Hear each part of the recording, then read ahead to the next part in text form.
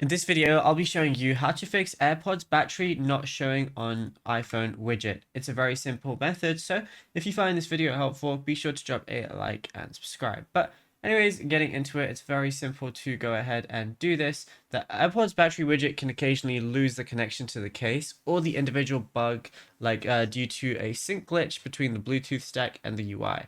So what you want to do is the open case refresh. Many iPhone models, especially with the ones with always display, stop polling for AirPods battery data to save power if the case is closed.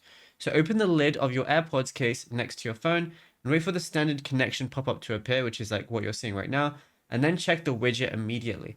If the levels appear, the widget was simply sleeping and needs a manual handshake.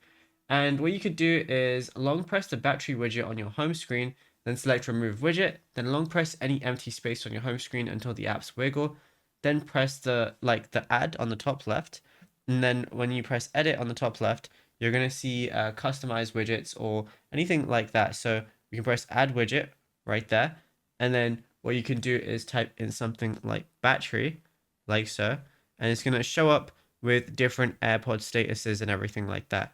And yeah, it's as simple as that. Now, if you found this video helpful, be sure to drop a like and subscribe, and also be sure to check out all our other tutorials that we've been posting on the channel as well, because there is a lot to go through, and you might find something you don't know about yet.